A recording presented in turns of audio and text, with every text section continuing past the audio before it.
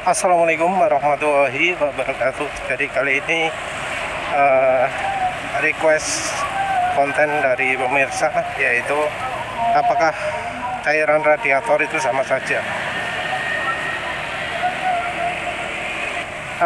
Memang ya ada kesamaan antara cairan radiator satu dengan yang lain. Yang pertama adalah kesamaan dari sisi daya pendingin ataupun titik didih ya, ataupun daya tahan terhadap dingin. Jadi yang namanya cairan radiator itu fungsi utamanya adalah untuk biar cairan radiator tidak beku ketika suhu dingin. Jadi fungsi utamanya cairan radiator terutama itu ya. Zaman dulu kendaraan-kendaraan itu banyak yang pakai air, tapi kelemahannya air itu kalau di cuaca dingin beku. Nah, kalau beku ya nggak fungsi. Beku sendiri ya repot ya kan, karena beku itu artinya cairannya nggak mengalir, nggak bisa ya, panas itu cepat menjalar. Bakal butuh waktu lama misalnya untuk dari mesin ya sampai menuju ke bagian radiatornya. Belum lagi soal pompa kulannya. Sistem dengan radiator sendiri itu fungsinya adalah untuk memindahkan panas dari biasanya blok mesin, silinder dan sekitarnya ke luar. Di luarnya pun ini terus kena angin, kena kipas sehingga bisa lebih dingin. Yang dibutuhkan untuk kulan ini adalah cairan yang cukup tahan panas tapi bisa menghantarkan panas dengan baik.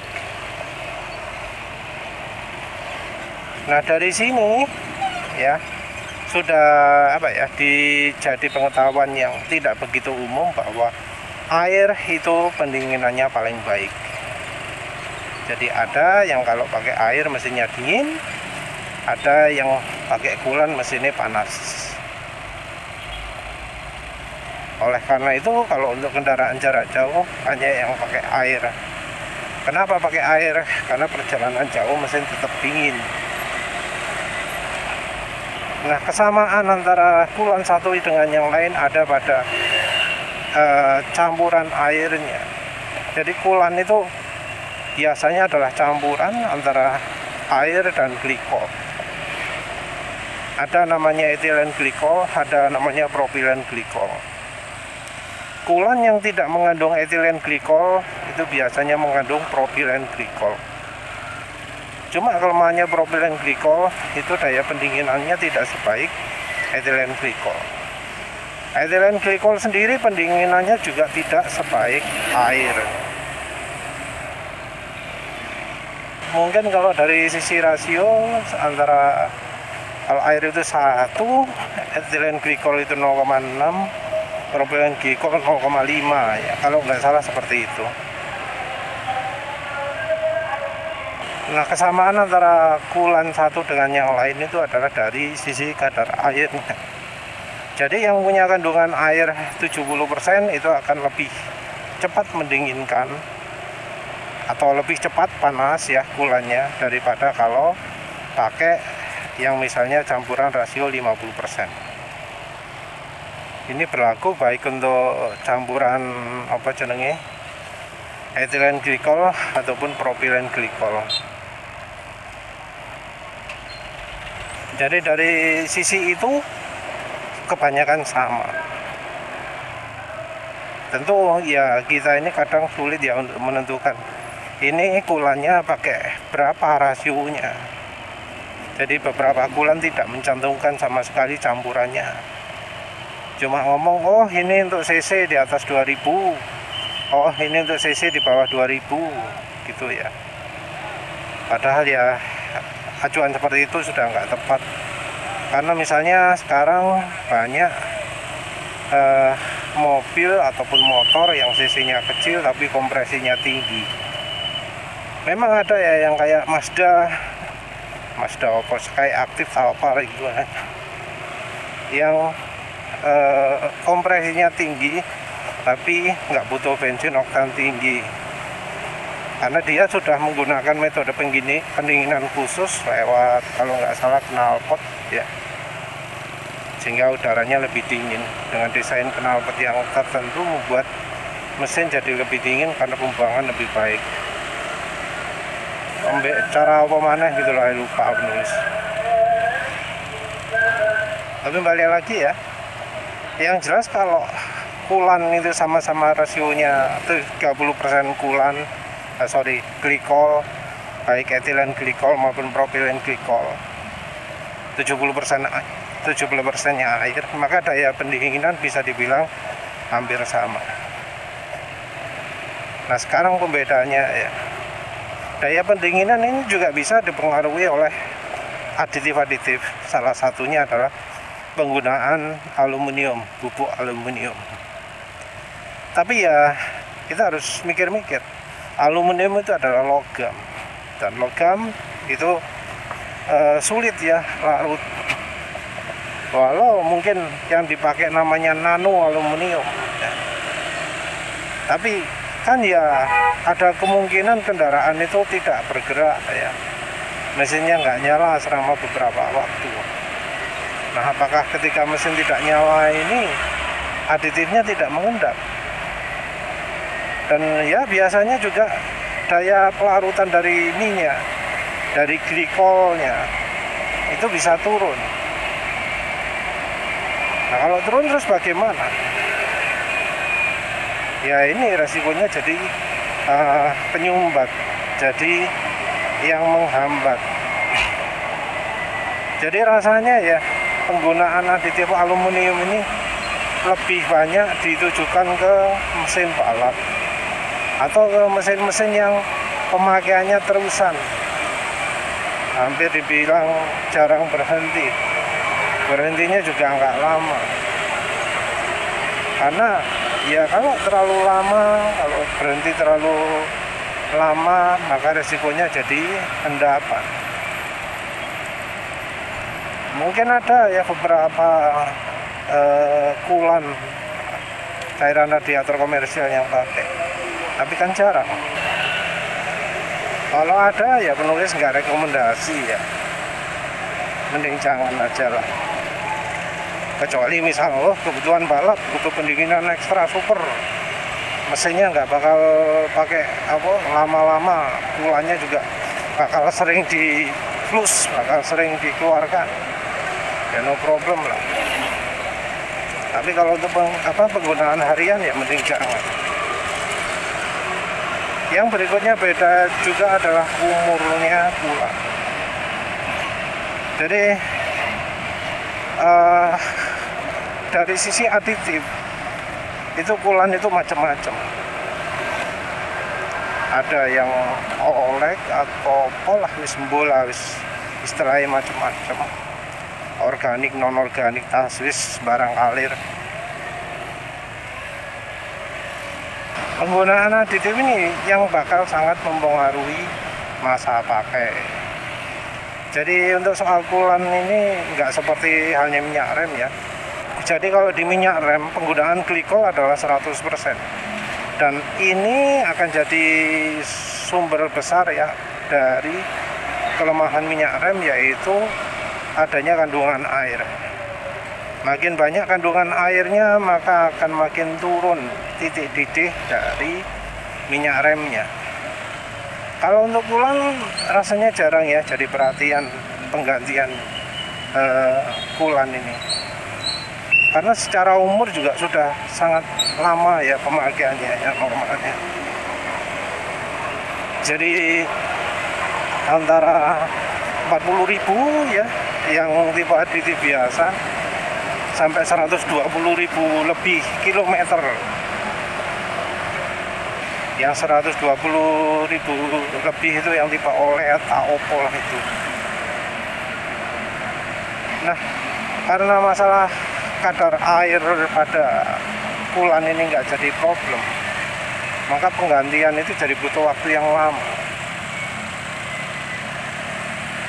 Dan ternyata aditif yang dipakai juga sangat mempengaruhi masa pakai dari coolant.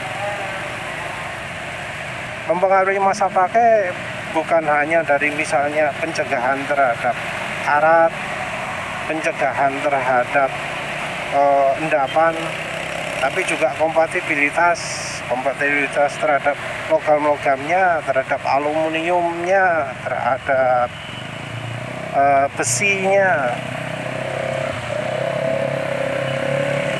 Oh iya, juga sama karet-karet. Jadi kan umum ya, yang namanya larutan kimia itu bisa berubah sifat. Nah, yang mempengaruhi ini adalah aditifnya. Jadi kalau dari glikol dan airnya saja itu tidak mempengaruhi macam kompatibilitas terhadap seal, mempengaruhi perubahan sifat dari coolant-nya. Yang banyak mempengaruhi adalah penggunaan aditifnya. Aditif yang banyak tentu resiko rusak coolant-nya lebih cepat. Aditif sedikit, resiko rusak coolant-nya lebih sedikit, karena ya baik dari fungsi dan masa pakai itu bergantung pada aditif. Nah, aditif ini yang terutama jadi pembeda antara coolant satu dengan yang lain, antara coolant yang beredar di Eropa dengan coolant yang beredar di Jepang. Coolant yang beredar di Amerika juga bisa beda. Jadi kandungan aditif dari coolant ini yang bisa mempengaruhi banyak hal, dari sisi keawetan, kompatibilitas, dan macam-macam. Coolant dari sesama Indonesianya pun ya bisa jadi beda ya, karena ya orang dari pembuat coolantnya sendiri prioritasnya macam-macam. Ya perhatikan aja lah ya, harga coolant yang paling mahal ya sebenarnya bisa dibilang agak murah ya, kecuali yang merek impor, merek terkenal sekali baru mahal. Tapi kalau yang lokal merek terkenal kan ya harganya sebenarnya nggak mahal. Beli ya 4 liter bisa 100 berapa gitu ya. Ada yang di bawah 100.000 beli 4 liter. Satu botol ada yang 12.000, ada yang 20.000. Beda sama oli ya. Kalau oli kan mahal-mahal. Nah, kalau coolant kan murah ya. Tapi anehnya soal coolant ini, orang kok ya perilakunya aneh juga. Padahal coolant itu harganya murah, masa pakainya lama sekali. Tapi kenapa kalau orang itu milih coolant-nya yang murah, kenapa nggak yang mahal? Jadi untuk oli misalnya, nggak berani oli harganya kurang dari sekian puluh ribu per botolnya, per liternya. Tapi untuk coolant, yalah wis, termasuk yang paling murah pun tetap digenjot, tetap dipakai. Kan aneh ini ya. Boh lah, kenapa sampai kebiasaannya seperti itu. Untuk coolant pakai yang murah sekali, untuk oli pakai yang mahal-mahal kalau mampu. Yang jadi masalah ya kalau soal perbedaan ini adalah kita nggak bisa lihat, nggak bisa tahu dengan segera, kecuali sudah pakai lama gitu ya, terus kita baru tahu ada masalah kompatibilitas, sealnya jadi rembes, coolantnya nggak awet, cepat jadi hitam. Maneh, ternyata bikin kerak jadi tersumbat. Bikin radiatornya bocor. Bikin selang radiatornya lepas. Kalau yang pendek-pendek ya biasanya pengaruhnya antara dari cairannya ya, dari oli, dari glikol dan airnya. Jadi kalau masalahnya jadi bergelembung, radiatornya jadi berbuih, jadi ada tekanan berlebih gitu ya. Walau tekanan berlebih bisa macam-macam sih, bisa karena kompresi bocor juga. Kulan sendiri juga dipengaruhi oleh sistem pendinginannya. Barangkali yang lewat di sekitarnya silinder itu terlalu sedikit volumenya, jadi lebih mudah mendidih, atau alirannya nggak kencang, terlalu lambat sehingga jadi mendidih langsung di sekitar silinder saking pelannya. Apa maneh? Mbok lawis.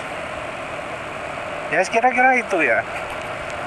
Kalau dibilang apakah cairan radiator satu sama lain itu sama, ya memang ada kesamaannya. Kalau dibilang beda, nah ini masalahnya. Kita bakal sulit untuk bisa membedakan kulan yang satu dengan yang lain, karena kalaupun ada efeknya butuh waktu lama untuk tahu. Kalau soal kesamaannya ini justru lebih mudah ya. Merek ini pakai kulan sekian persen, merek ini pakai kulan sekian persen, terus dibandingkan dengan kemampuan pendinginannya, ya secara garis besar akan sama. Tapi kalau aditif, ngetesnya ya dalam waktu singkat. Dari sisi mendidihnya ya sama, karena itu tergantung dari cairan bukan dari aditif. Kemampuan pendinginan kalau misalnya ngukurnya pakai alat, jadi ya untuk gampangannya memang cairan radiator satu antar dengan yang lain itu ya bisa sama. Yang masalah kan karena kita nggak bisa mengetahui rasio dari kulan tersebut. Jadi untuk menyamakannya saja ya sulit, karena kita nggak tahu itu kulan dibuatnya pakai cara bagaimana. Ya wes itu saja. Terima kasih sudah menonton. Assalamualaikum warahmatullahi wabarakatuh.